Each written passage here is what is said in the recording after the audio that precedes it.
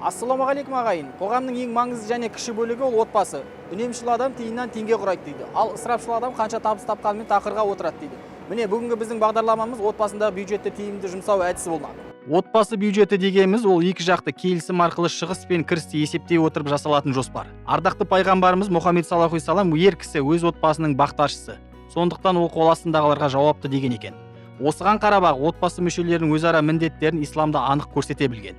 Қаржы жоспарын дұрыс құру мен оны нақты орындау отбасы мүшелеріне тікелей қатысты екенін білген дұрыс. Отбасылық бюджет дегеніміз ол кәдімгі үйден басталатын бюджет. Қолдағы бар ақшамен қалай сол ақшаны үлгерту, көбейту, сақтау. Оның қазіргі кезде қарапайым бір формуласы бар, сол туралы айтып өтейін. Оны барлық адам қолданса өмірлерінде жақсы керемет нәтиже береді деп ойлаймын. Ол ең бірінші біз бюджетті қалай қолға ақша түсті, мысалы 100 мың теңге деп алайық, отбасылық бюджет 100 мың теңге орташа есеппен. 100 мың теңге келді, келген бойдан біз не істейміз? Ол ақшаны аламыз да, ең бірінші 10%-ын алып қоямыз. Яғни 90 мыңға да күн көруге болады, 100 мыңға күн көрген адам. Арасында айырмашылық көп емес. 90 мың теңгенің ар жағында енді 100 мың теңге ғой, 10 мың теңгесін жаңа бірінші қорға саламыз. Қозғамаймыз оны ешқашанда. Одан кейін 10%-ын міндетті түрде дамуымызға беруіміз керек. Одан кейін 15%-ын адам өзіне тапқан, табысты тапқан адам өзіне жұмсау керек. Жеке қара басына. Мүмкін емге барама, мүмкін жаңағы массаж алама, мүмкін тағы да киім алама, өзі біледі. Одан кейін 45% осы өзіміздің шығынымыз. Оның ішіне тамақ кіреді, оның ішіне қайырымдылық кіреді, оның ішіне кредитіміз кіреді, азық түлік, той, басқа. Содан кейін барып 20% қарызға жіберу керек.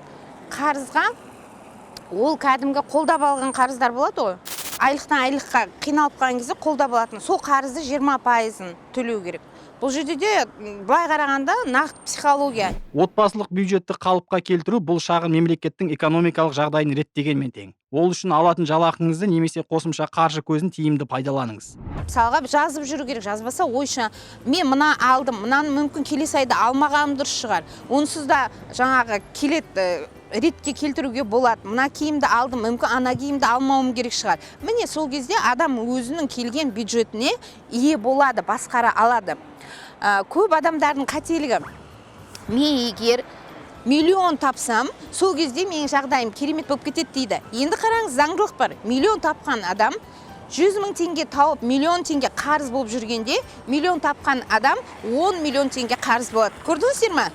Бұл заңдылық статистика дәлелденген. Сондықтан да бұл жерде сіз қанша таптыңыз, мәселе онда емес. Қанша қолыңызда ақша бар, мейлі 42.500 болсын.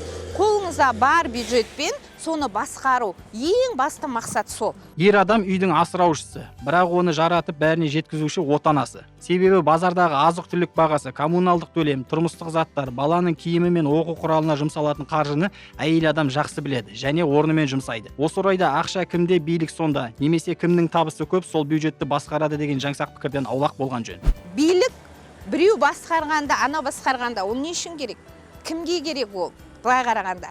Мейлі ер адам басқарсын, мейлі әйел адам басқарсын. Бұл жерде ол билік не үшін? Егер сол билік жақсы нәтижеге әкеліп жатса, мейлі ер адам басқарсын, мейлі әйел адам басқарсын. Бірақ біздің енді өзіміздің менталитетіміз, ислам дінінде де айтады, ер адам айтқаны заң дейді. Енді бұл жерде ислам діні нағыз психологияның атасы ғой кәдімгі. Бәрін кәдімгідей тасқа басқандай айтылған. Мен айтар едім, әйел адам көп басқарған кезінде ол көбінесе жаңағы жүрекпен емес, логикамен жұмыс жасайды. Сол психология бойынша ер адам өзінің жүрегімен жұмыс жасайды. Сол кезінде көбінесе ер адамның қателеспеуінің артықшылығы ол логика емес, жүрекпен жұмыс істегеннен олар қателеспейді. Сондықтан мен егер айтар едім, осы кезге неше жылдық өзімнің тәжірибем бойынша ер адаммен ақылдасып, ол кісілердің айтқанын жасаған дұрыс деп. Өйткені ол адамның, біз мысалға әйел адам 5 рет қателестік, ер адам 2 рет, 3 рет қателесуі мүмкін. Үнемшілдік мәселесінде нақты мына қағидаларды ұстанған жөн. Электр қуатын, суды және газды үнемдеңіз. Егер де сіз жарықты көп қажет ететін лампаны қолданатын болсаңыз, оны свет диодты лампаларға ауыстырыңыз. Әрбір отбасы үшін қаржылық тәуелсіздік болу керек. Себебі қаржыны үнемдемесек, ертеңгі күні балаға деген капиталымыз бар, оны да есептеп отыру керек. Бүгін сіздерге кішігірім болса да қалай үнемдеймін, қай жағынан жақсы үнемдеуге болады, соны қысқаша ғана түсіндіріп беріп кетейін. Мысалы, айлық табысым шамамен есептегенде айына 250 мың теңге болса, әрине оның бір бөлігі, яғни қаржылық тәуелсіздігім бұл үйдегі коммуналдық жағдайларға есептелінеді. Коммуналдық төлемдер жасалынады, бала бақшаның төлемақысы бар. Әрине, бала біздің келер ұрпақ. Оған да бір капитал құйып отыру керек. Және қосымша балабақшадан бөлек арнайы секция дейміз, каратесі бар, солған да арнайы қаржы бөліп отыру керек. Мысалы, коммуналдық есептерге айына 18 мың теңге мен 20 мың теңгенің арасында шығып отырса, балабақшаның өзіне 16 мың теңге төленіп отырады. Ал енді жаңағы қосымша шаралар деп жатырмын ғой, балаларға қосымша даму үшін арналған жиынтыққа біз айына кем дегенде 20 мың теңгедей салып отырамыз. Енді әрбір отбасы енді азық-түліксіз өмір сүрмейді. Ол белгілі біздің енді 3 адам үшін арнайы азық-түлік нарқымыз бұл 40 мың теңгенің шамасына шығады. Біз енді Алматыда көбінесе енді кептеліс деп жатамыз, көбінесе халық таксимен жүрген жақсы көреді. Өзім қанша мүмкіндік болып жатса да қоғамдық көлікпен жүргенді жөн санаймын.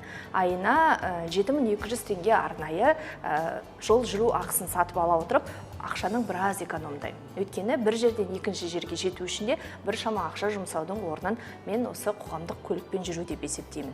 Екінші тараптан қалай үнемдеймін? Барынша енді ақшаны кейінгі өмірге де алып қалып отыру керек. Кемінде бір айда әрбір ай сайын 150 мың теңгені мен қосымша кейінгі жинақтық отбасылық қорға жинап отырамын. Яғни қалған сума отбасылық қорға кетіп отырады бізде. Мінекейіңіз, бір айда 150 мың теңгеден жинайтын болсақ, енді ойлай беріңіз, 12 айда біздің алғашқы миллиондарымызға да жетуге мүмкіндік болады. Ал ислам дінінде әр нәрсенің орны мен жөні анық көрсетілген. Пайғамбарымыз Мұхаммед саллаллаху алейхи вассалам ер адамды басшы, отбасының асыраушы ретінде тағайындағаны белгілі. Сондықтан осы адамға керекті деген 3 нәрсенің болуын дін өкілдері былай түсіндіреді. Түскен қаражатымызды, тапқан табысымызды біріншіден өміріміздегі денсаулығымызға, өмірімізге аса маңызды, онсыз күн көруге болмайды, қажетті болған нәрсені алу керекпіз. Ол ас, тамақ. Өйткені адам баласы күнделікті, уақытылы, белгілі мөлшерде өзінің азығын, яғни рызық несібесін жеп тұрмаса, адамның денсаулығына зиян тигізеді. Азық-түлік.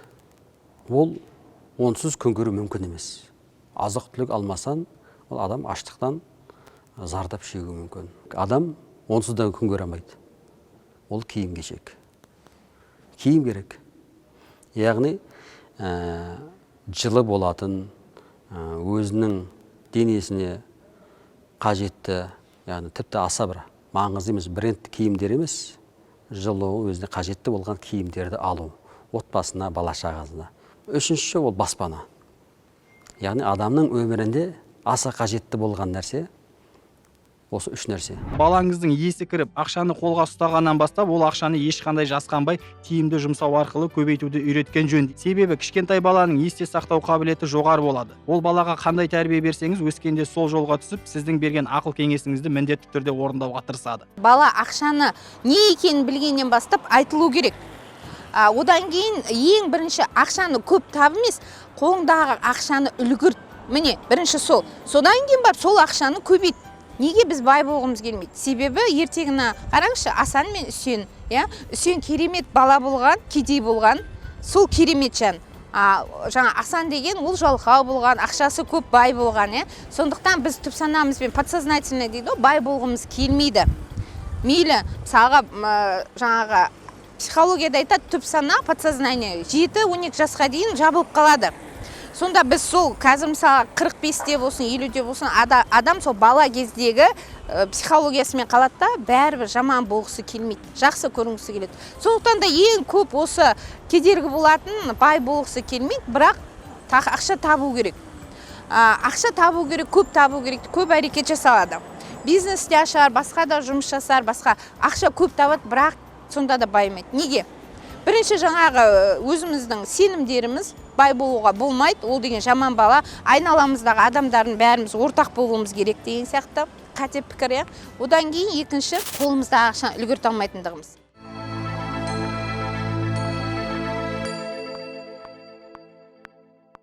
Отбасылық бюджетті басқару үшін сізге экономист немесе қаржыгер болудың қажеті жоқ. Қарапайым мысал ретінде сіз бүгінгі біздің бағдарламамыздағы қағидаларды ұстанып, іс жүзінде пайдаланып көрсеңіз, берекелі табысқа жететініне біз кәміл сенеміз. Амандықта жүздескенше ағайын.